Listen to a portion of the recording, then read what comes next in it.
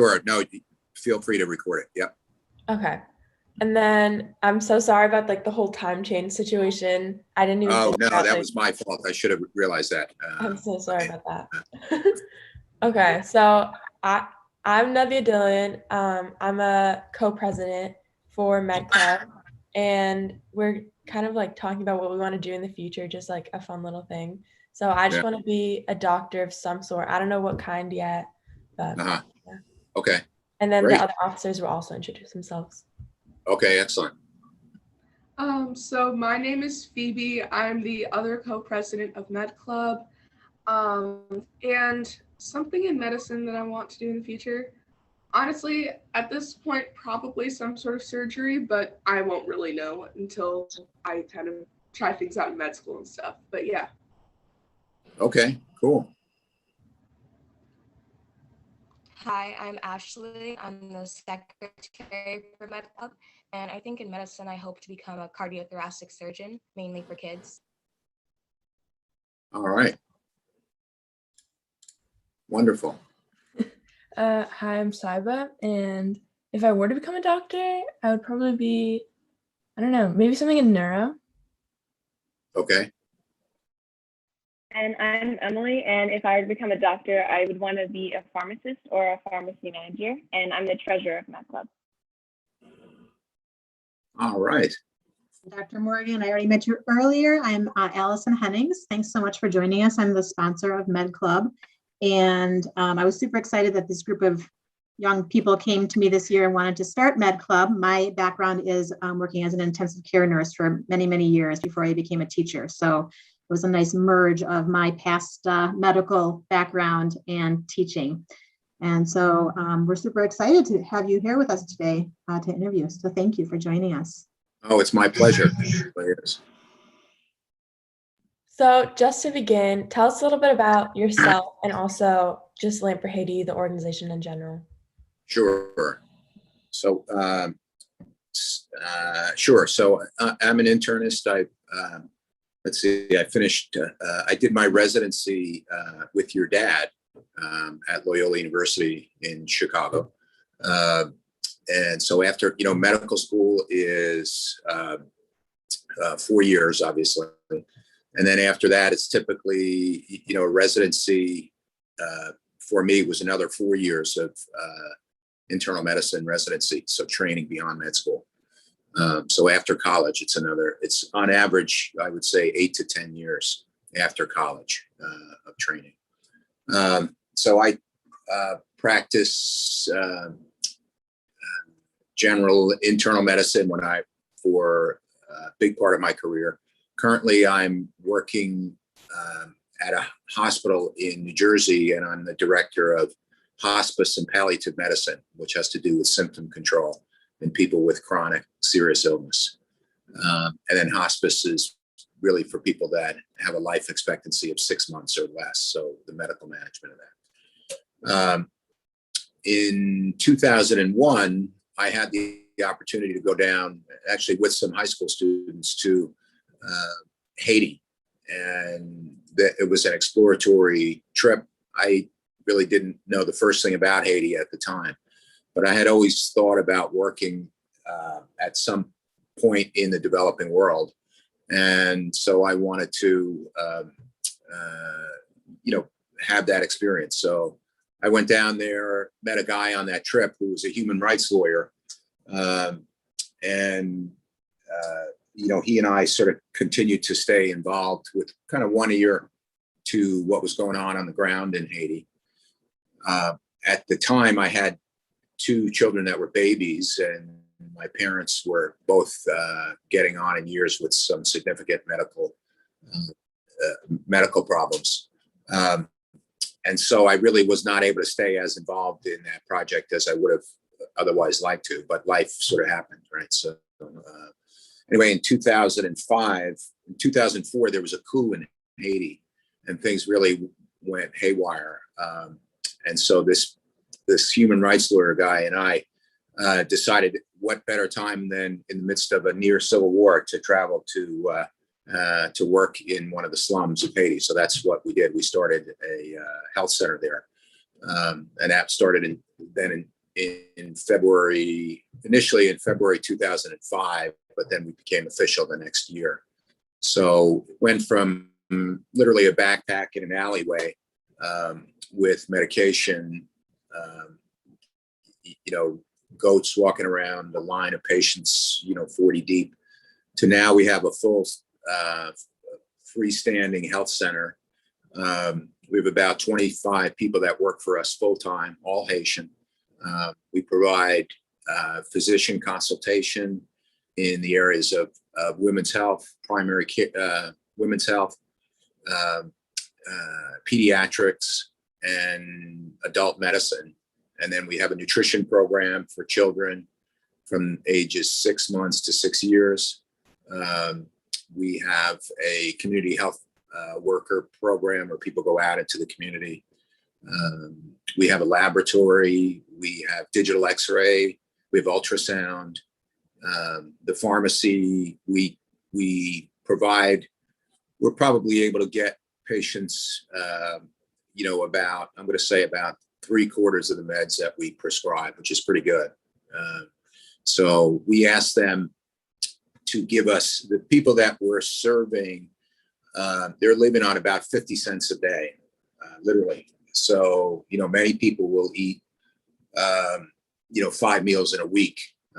So that it's pretty hard to fathom that, but that might be the standard.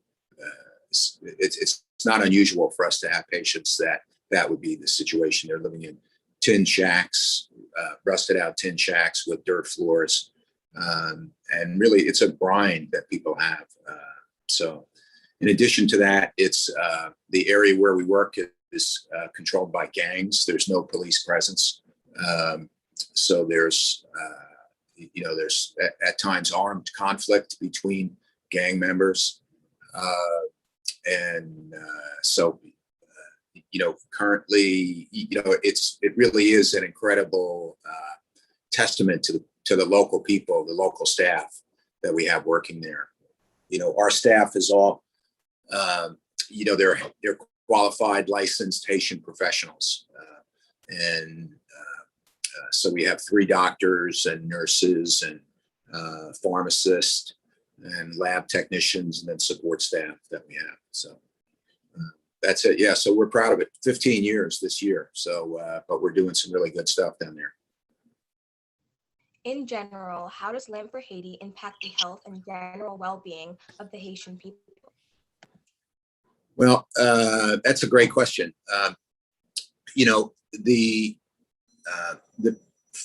So I told you I'm a general internist, and I really think that what we've been able to do is provide care.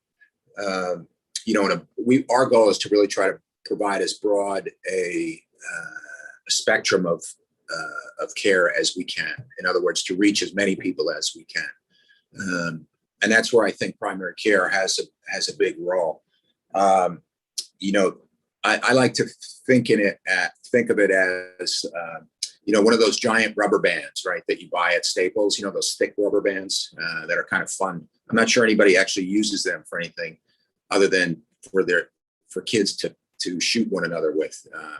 But they're so if you can imagine one of those rubber bands as sort of, I like to think of that as the resources that are available.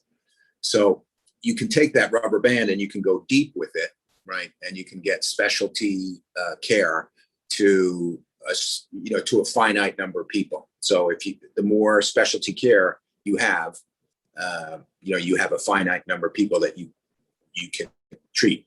Or you can take that same rubber band and you can sort of make it really thin and you could stretch it out super long, or you can make it sort of, kind of in the middle and you can stretch it out maybe to here. So in primary care, really the idea is to do, what I would say is a kind of a hybrid between the middle and the top layer. We don't want to provide just superficial care. We want to provide meaningful, qualified care for as many people as we can. That's why I think it's crucial to have qualified people. Nowadays, there's a lot of people that are,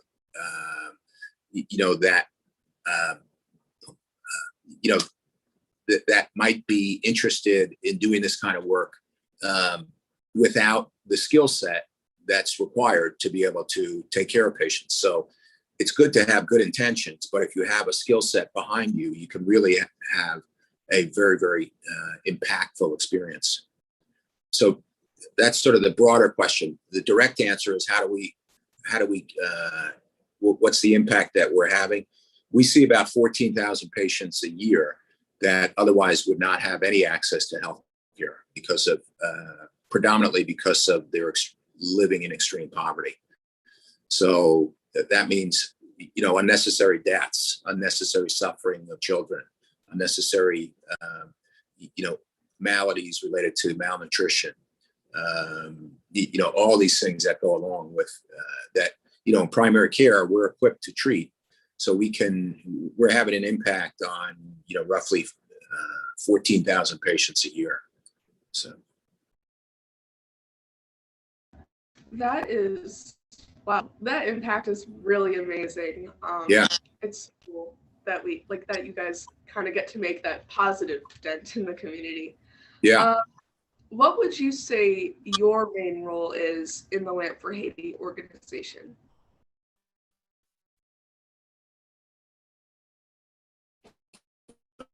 Okay.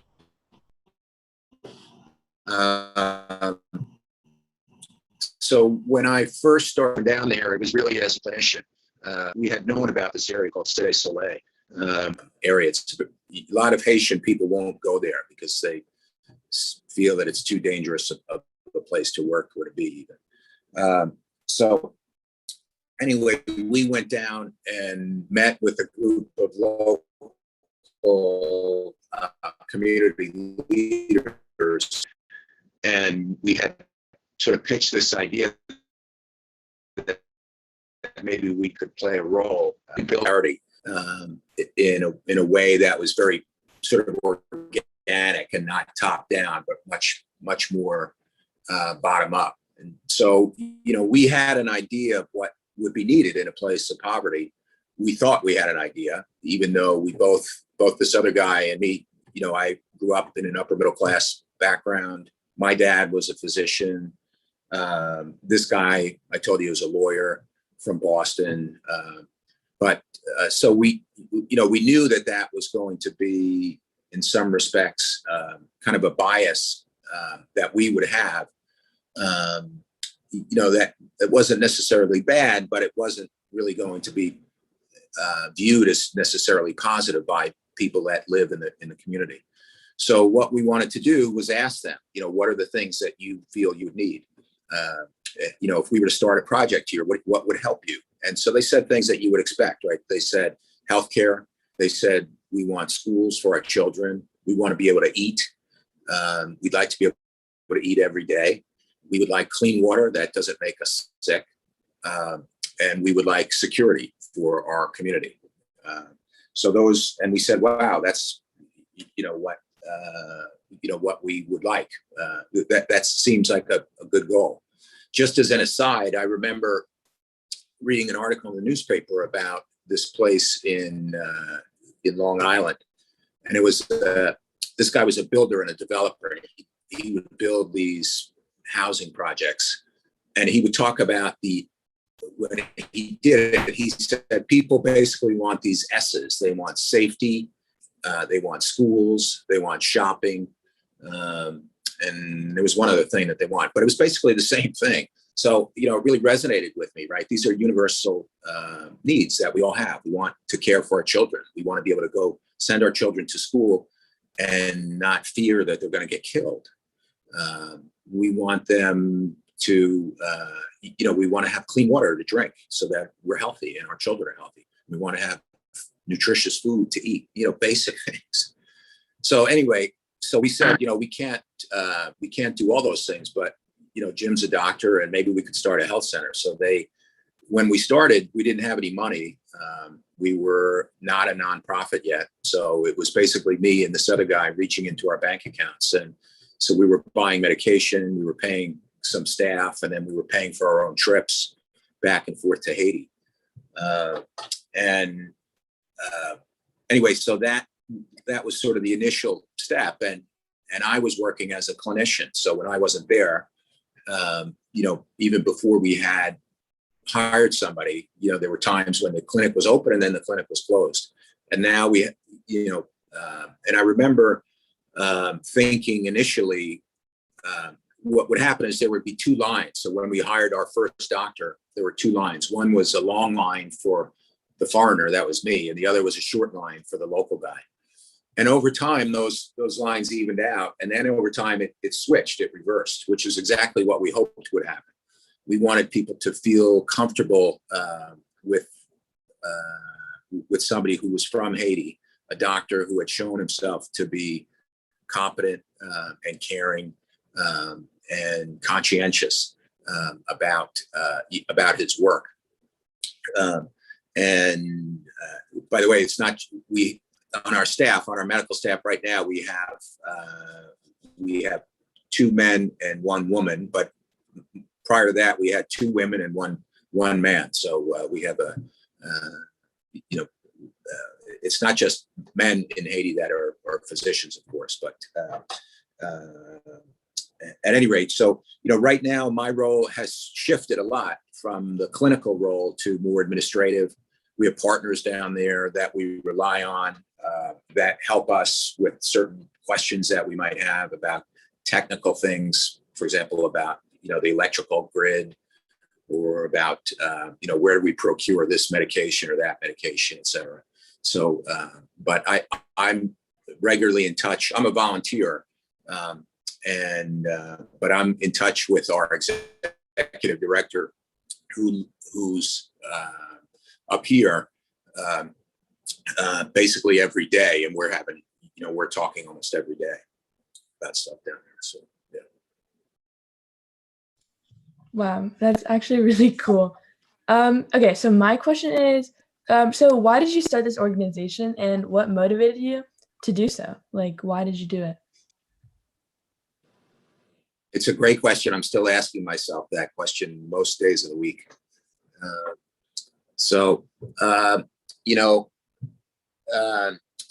had mentioned I had always thought of myself doing something in a developing world. In fact, when I was in high school, I had a teacher that I became friendly with after I graduated, sort of towards the end of my high school. And I stayed friendly with this guy who was actually a Jesuit priest. And then he and I continued to, meet periodically for lunch or dinner or whatever.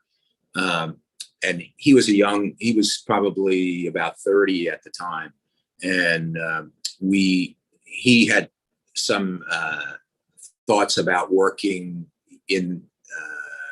working abroad as a missionary priest. And he wound up moving to Buffalo, New York, where he worked and he was in a high school. He became the principal of a high school in Buffalo, New York.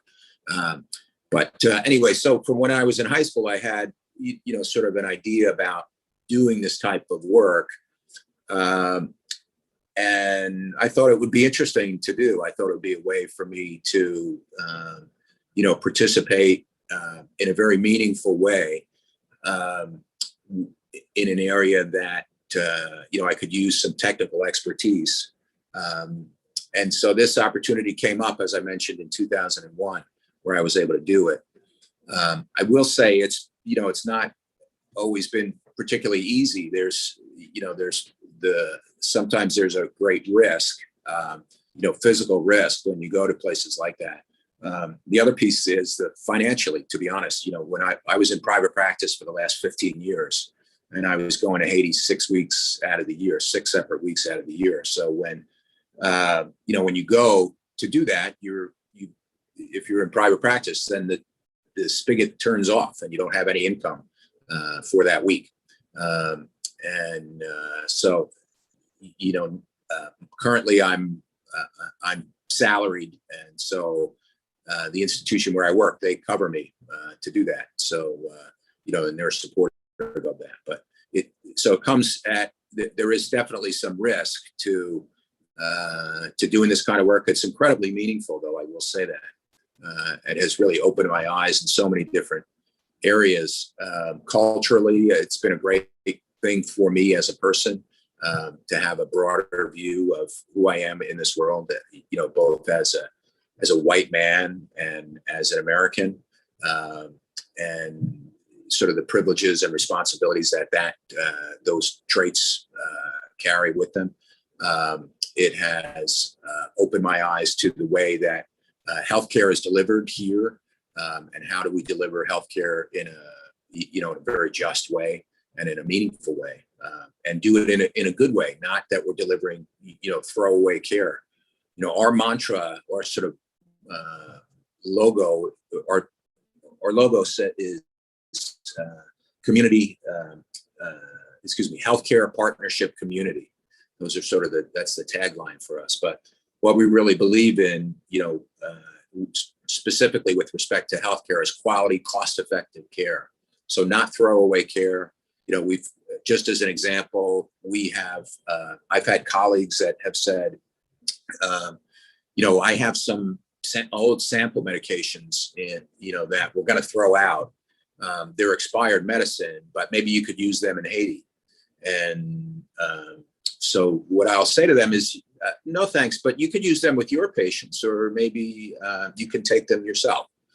And, so that's sort of the litmus test, right? Is if people would use that treatment for their own patients, then it's probably good for us down there.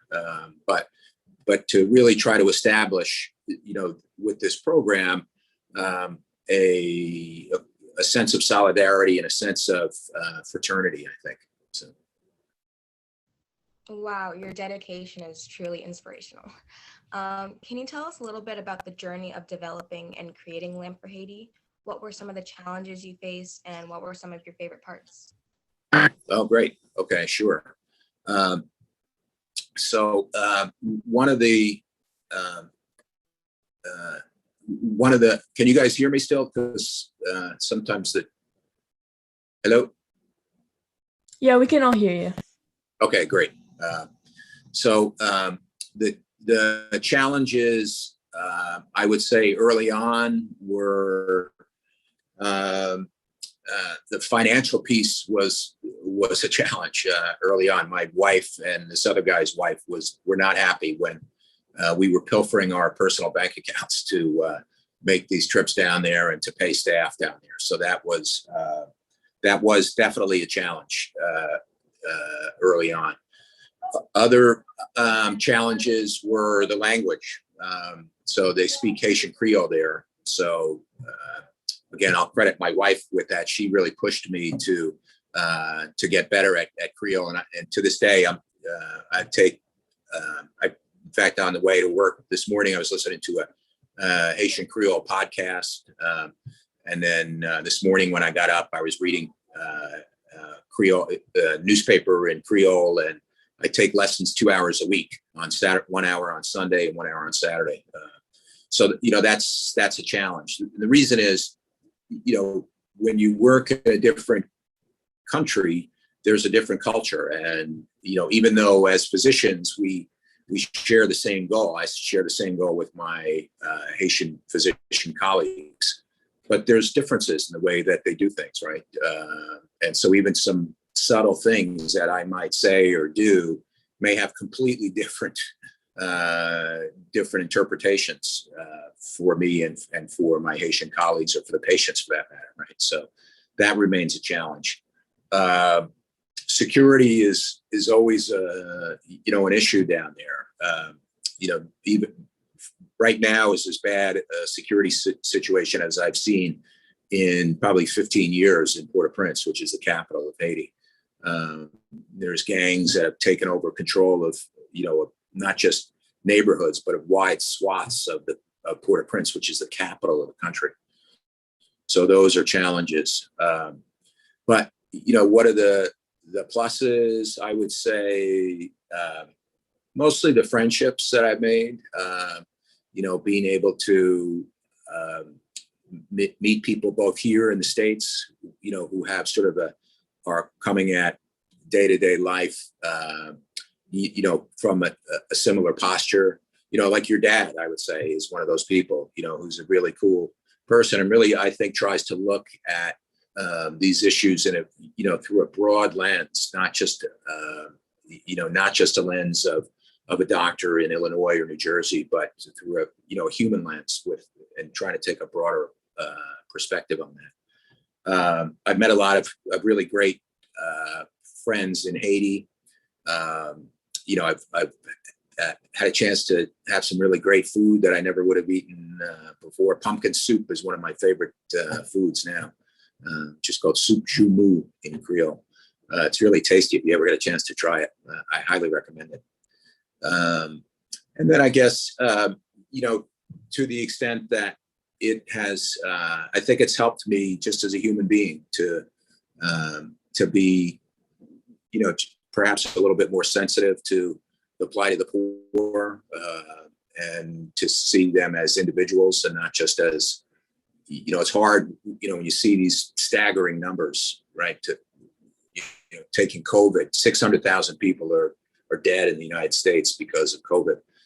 That's a staggering number. But if you knew just one of those persons, you say, wow, that really brings it home. And if you're just reading about it in numbers in a newspaper, it's less meaningful. So the same thing with poverty. I think looking at people who are living in poverty, if you get to know them on an individual level, with personhood, it takes on a whole new meaning. Yeah, I know that there's probably so many more challenges working in Haiti, but it's really inspiring how you still manage to do so much with your group of people. That's really awesome. So since you've already done so much, what are some of your main goals for Lamp for Haiti, and how do you see the organization developing in the future? Well, one of the goals that we want to do, what we want to maintain, is this idea, I told you about this rubber band, is really trying to stretch that rubber band, maintaining some depth, but mostly broad. So we want to keep that mantra of quality, cost-effective care. The goal that we would have, sometimes what happens, an immediate goal that we have is we want to finish off our laboratory, which we need. We have 2 laboratory technicians that are working in a small lab, so it's cramped and they just can't do the things that they need to. So we're about halfway through our current project, our current laboratory project. Another goal that we're shooting for as well has to do with our we would like to be able to establish a second site. Right now, we're in the middle of this area called Cité Soleil, and the neighborhood that we work is called Bois Neuf, which is kind of right in if you think of like a circle, a diameter, we're kind of right in the middle of that. And that circle is Cité Soleil, which can be a very volatile area with gang activity. So when there's gang wars going on, as there has been this week, then the staff can't get to work. We have a van that brings the staff can't go there by public transportation. We have to transport them. So we pick them up in the city, and then we bring them in because it's safer for them to do that.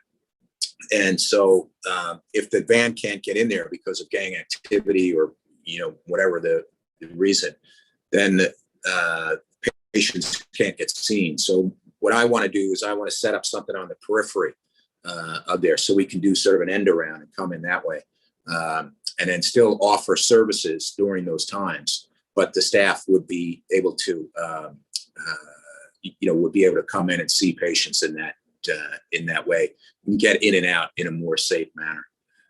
So that's my goal. That's my vision. Wow, that's pretty amazing how you're just thinking of how to really solve those problems, those pretty crazy problems of gang activity and everything, and still trying to help the people there. And for me, I'm just a guy that's going in and out. And I go there pretty regularly. And when I'm there, it's serious stuff that we're doing. But the people, my hat is off, as I say all the time, to the staff that's going in and out every day, literally putting their lives on the line sometimes to provide care, for their fellow human beings. Talk about inspiring. It's incredible.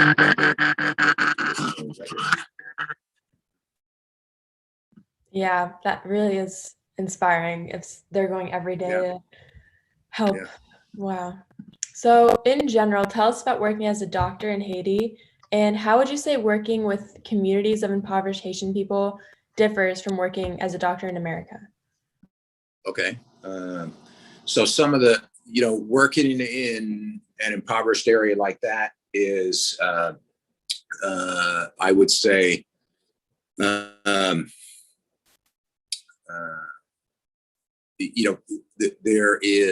there's a lot of challenges that, were more so certainly when I was I had less facility with the language.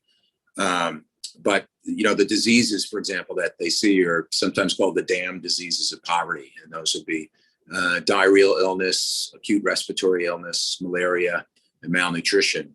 Those are the damn diseases. And then there's other things that are common: tuberculosis, diseases of frailty, trauma. Where we work in City Soleil, the life expectancy in Haiti is probably about, I think nationwide, it's about 60, somewhere in the early 60s, perhaps 61. I would say in City Soleil, where we work,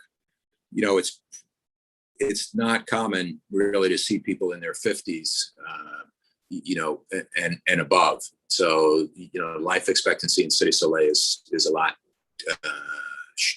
lower. And a lot of that has to do with, the surrounding environment that people live in, as well as the trauma, gang activity. So people, get shot, they get killed, or whatever. So that certainly is a challenge. Those are things that you need to sort of deal with. Other things that are not, that are a challenge, I would say, is I think this is more a difficulty for people that, that are not used to working in the developing world, is to say, well, I'm going to do this and it's better than nothing. So, and to not settle for that, not fall into that trap, rather. It's better than nothing. But how can I really keep pushing to achieve the standard of care for this patient? So, I gave you the example of the medications, the expired meds. So, there are some things that, we want to make do, certainly, with and use our resources to the best way we can. And that's, I don't know that line is really defined. It's not a crisp line. So there is some room certainly for interpretation, but there is to me, that sort of gray zone. I think that will, that we can sort of sharpen that line between what is acceptable using the active resources and what is not acceptable. It's just, sort of blow it off. Well, it's better than nothing. So that sort of mindset takes a lot of, attention to. The other thing that I'll just say when doing this kind of work is, it's, in a way, it's very exciting, and it's cool work, and it's gratifying work. It is. But it's, as my wife always likes to do, is remind me to check my ego, because I'm not, I'm happy to be a part of it. I'm happy to be, to be a part of this work. But I think for us to be understanding of what is the ego, why am I doing the work? Is it to sort of, so that I can get a paper out of it? Is it so that I can impress my colleagues back at the hospital? Is it so I can impress my girlfriend or whatever? Or am I doing this because I believe in it, and things like that? And that is not unique to this type of project, of course, but it is, it's important. So. Yeah, wow. That is so much to think about when like pulling this whole operation together and trying to keep it going. And to kind of think about like some of the issues you mentioned, like the damn diseases and stuff, like the issues are so different from America, and it's just very interesting to think about how citizenship and geography can affect so much.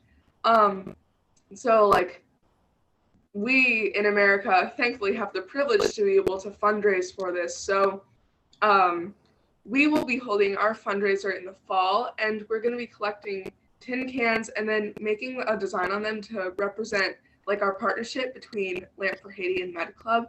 And then we're going to be selling them and hope that people will like them on November 14th, which is National Diabetes Day. And we did that to kind of correlate it with the fact that Haiti has a pretty large population of people with diabetes.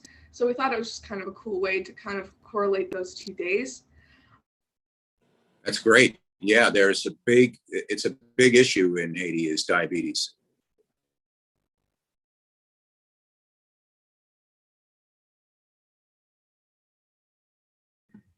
Phoebe, I don't think we can hear you.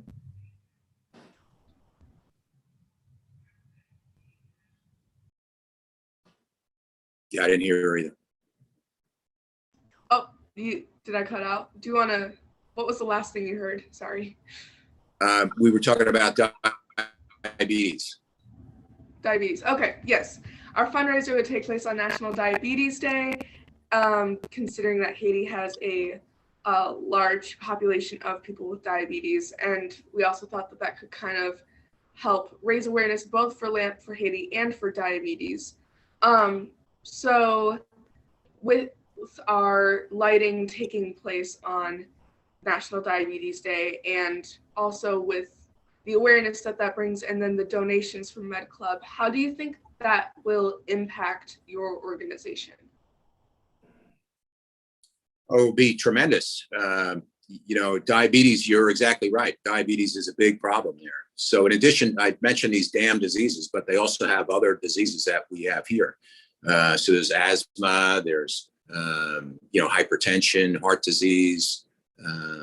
There is diabetes is a big problem, in part because of access to nutritious food. Rice is a big staple that people need, to survive. And that's, rice is not great to eat, obviously, if you're diabetic. So for us to be able to get some support for some of our programs really goes a long way. We do not have institutional support for the programming that we do. We have we have 2 full-time people up here, and then everybody else is down in Haiti. One of the full-time persons is an executive director, and the other is a full-time fundraiser. But we don't have any big institutions, so we have it's a constant scramble for us to be able to get support and resources. So this would be a tremendous effort. And of course, when people get involved with something like this, that's a part of it, is the financial support. But the other part of it is, again, extending one's hand in solidarity to somebody else that as you've heard before, not a handout, but a hand up. And that, we really believe that that's what we're able to do. So we're not just giving away stuff, right? We're using local talent, local resources to provide care for a local community. So, and we're doing that, with support from people up here, certainly, but we're doing it, and this is certainly consistent. What you guys are proposing is certainly very, very consistent with our values. Yeah, I'm really excited for the fundraiser, especially because I'm excited what you'll use it for. Yeah. So my question is, how has the experience with Lamp for Haiti and the Haitian people in general changed you as a person? And can you think of one specific person or experience that you had with Lamp for Haiti that's really impacted you? Okay, great. Yeah. So I'll start with the second part first. And so this is a guy whose name is Albert. And Albert lives right behind the clinic where we are in City Soleil. And he's about my age. So he's probably a little younger than me. I'm 57, so he's about my age. But maybe I'll say he's about 50. But he's got 3 children. And his job every day is to make, what he does is he makes these little stoves that they look like little sort of charcoal grills. And they're about maybe 12 inches high and about maybe 12 inches round. And he gets these pieces of tin, and he takes a hammer and a chisel, and he sort of hammers out this cutout. And then he forms that with a pair of pliers into a tin, and then he does the same thing, and he puts 3 legs and he attaches that, and he does this all with one hammer and one metal chisel and a pair of pliers, and with those 3 tools he sits in this little hovel behind the clinic, and he hammers away all day long, and then he sells these things, and he's able to provide an existence for him and his 3 children. His wife died from pneumonia a few years ago, and so it's just him taking care of these kids. So that, when I go there, he and I have a nice rapport, because he'll talk about his children and what's going on with work, and I talk about my kids and what's going on with my family and what's going on with my work, and then we'll talk about what's happening in City Soleil. So it's a nice friendship that we've developed throughout the years. Yeah, so that's cool. And so that, to me, I always enjoy meeting with him, because I feel like I'm coming back to to a place that I always feel welcome there, and despite the challenges of being there, it always feels like sort of a homecoming of sorts for me when I go back there. So that's cool. The other part of your question was? So the first part was how working for Land for Haiti has changed you as a person. Oh yeah. Boy, again, there's just so many people I've met that I would not have otherwise met because of this project. It has really, when I went to college and then medical school,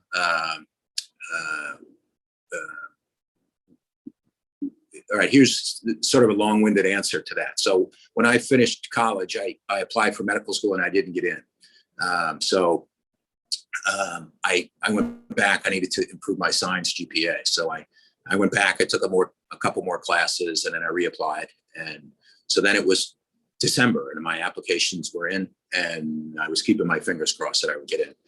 And so from January till August, when I did get in, I worked in a warehouse in Harlem, New York. And it was completely unlike any job I'd had. It was, working with, in a community that was, this was in the 80s up in West Harlem. So it was a pretty rough and tumble neighborhood. But it was a great experience for me. It really opened my eyes to a different culture that was, an hour away from where my home was, in an affluent suburb. And that was very helpful for me personally, as I reflect on that. And then I went to med school and did my residency, and I was working at a university, all of which were good, but I really did not have a connection with too many other cultures. I did maybe in a patient-doctor relationship, but it wasn't, an innate relationship. So anyway, that I would say that's one big area that it's helped me to grow as a person. I think it's helped me, running an organization has given me a skill set that I didn't have before. I need a lot of administrative savvy. My wife will say I don't have it yet, but I'm working at it. so it's helped me to develop some other skills that are, I would say equally as important as the skills the medical knowledge that I have. So. Would you say this changed you as a physician too, not just a person? Yeah, sure. Because, I think it's allowed me to really, I think, absorb this idea of the universality of what we do. And to me, I think it's made me more, I really am a strong proponent of primary care. I think that having been in, I spent the last 15 years of my career as a primary care internist in New Jersey. And I just see, just how people really rely on that person, that primary care person, whether it's a clinic or an individual doctor or whatever. And so I really have become a strong proponent of that.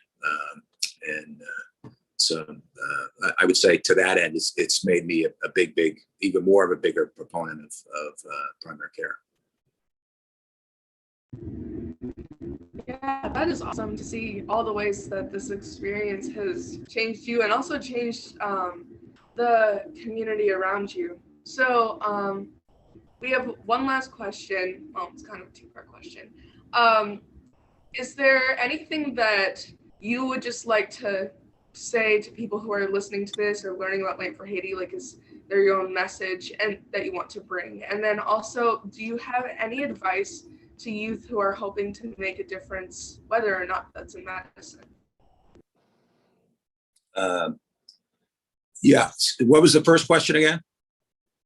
The first question was, is there anything that you would like to say to people who are listening to this and learning about Lamp for Haiti? And it just like, is there your own message that you want to push out? Sure. So I would say don't give up on, a lot of times, Haiti's a poor country. It is really, it's really struggling politically and financially. And sometimes there is a skepticism that will come into people that perhaps haven't seen much change. If you pick up the New York Times and you only learn about Haiti from the New York Times, and they might do an article every 2 weeks or once a month, and they're not going to pick the successes that they see there, right? They're going to pick the catastrophe because that's what sells newspapers.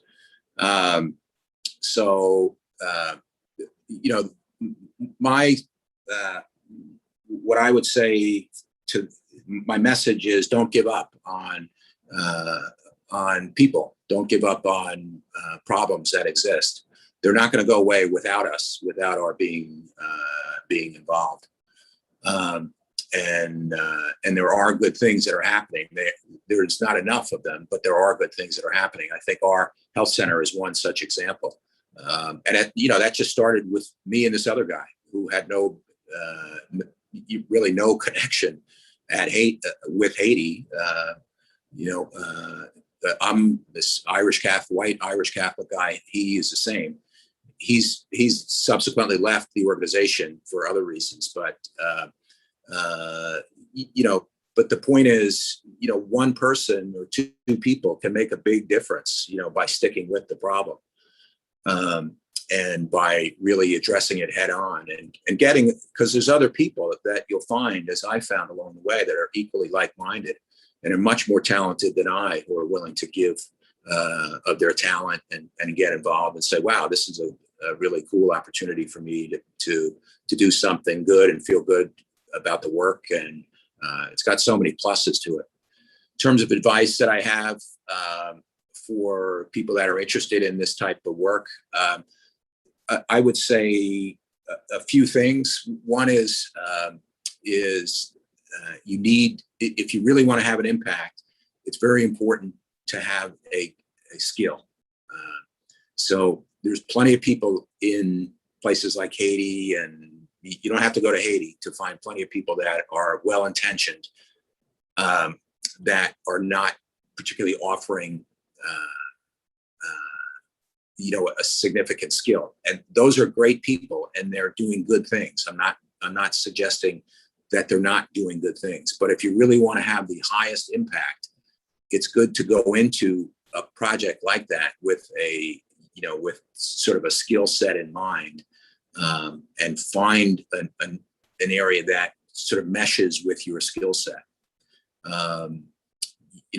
I spoke to somebody recently that wanted to start, this new type of program in Haiti, and he had a particular,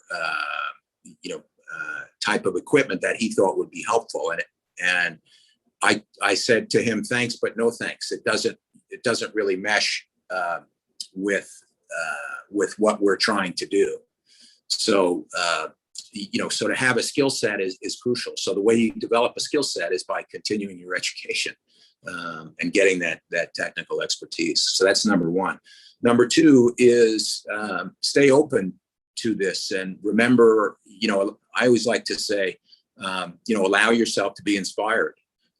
Inspiration is what drives people to do things. Try not to be jaded by the grind that happens, but allow yourself to be inspired from time to time. And that really is fuel for this machine that allows us to, to move forward, to inspire one another, and to be inspired by our friends and colleagues. That to me is really, I think what will allow people to succeed and to be happy doing it without getting burned out. Wow, thank you so much for that advice. That was a really unique piece of advice too, because usually people are like, follow your dreams or whatever, but you gave some interesting things that I haven't heard from very many people before, or ever actually. So yeah, that was really nice to hear. Yeah. Thank you so much for coming in and talking to us. It was great to learn about the impact that you're having and the ups and downs and struggles of this whole thing. I really wish you and Lamp for Haiti the best, and also the people of Haiti. Yes. Thank you so much. Thank you. Okay. Thank you so much for your time, Dr. Morgan. My pleasure. All the best. Have a great day. Okay. Thanks. Thank you. Bye-bye. Bye. Did I break up at the end? No, it worked. Okay, good. You can hit stop recording, Saba.